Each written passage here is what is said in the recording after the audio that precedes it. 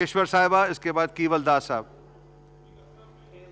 کیل داس۔ شکریہ جناب اسپیکر صاحب۔ کیشور صاحبہ، یہ پوائنٹ آف آرڈر پہ please make it short.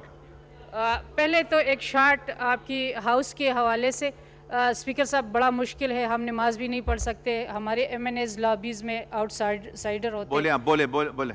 Out cider ہوتے ہیں تو پہلے اس کی طرف توجہ دلانا ہے کہ ہمارے ایم این ایز لابیز میں ایم این ایز کی بجائے آؤٹ سائڈر کیوں ہوتے ہیں۔ اچھا، جو ایشو کی طرف میں توجہ دلانا چاہ رہی تھی تو وہ یہ ہے کہ کے پی کے جو تقریباً 34 یونیورسٹیاں ہیں اس میں، اور اس 34 میں سے 24 میں وی سیز نہیں ہے، اور 24 میں سے 19 جو یونیورسٹیز ہے اس کے لیے کمیٹیاں بنی ہے، اس کے وی سیز فائنل ہو چکی ہے، لیکن جو اس کی سمریز ہے ابھی تک سی ایم ہاؤس میں پڑی ہے، گورنر تک نہیں گئی، اور فنڈز کی مالی بحران کے تمام یونیورسٹیاں مالی بحران کا شکار ہے۔ کئی سالوں سے ابھی جون میں دوبارہ بجٹ پیش ہونا ہے، لیکن اگر وی سی نہیں ہے تو بجٹ ان یونیورسٹیز کا کون پیش کرے گا، اور آنے والے سال میں بھی یہی مالی بحران رہے گا۔ تو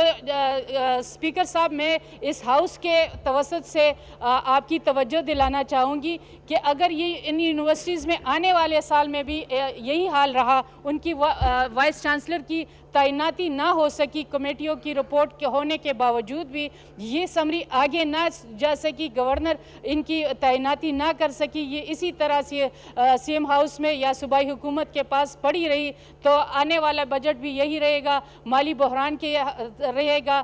یہ یونیورسٹی اسی طرح جس طرح پچھلے کئی سالوں سے یہ مالی بحران کا شکار رہی ہے، تو میرے خیال میں ان کی طرف توجہ دلانا چاہ رہی تھی میں کہ ہمارے جو ادھر بیٹھے ہوئے ممبران صاحبان ہیں، یہ ان کے حلقوں کا بھی مسئلہ ہے، ہماری آنے والے نسل کا بھی مسئلہ ہے، تو میں اس کی طرف دلانا چاہ رہی تھی کہ 34 میں سے 24 یونیورسٹی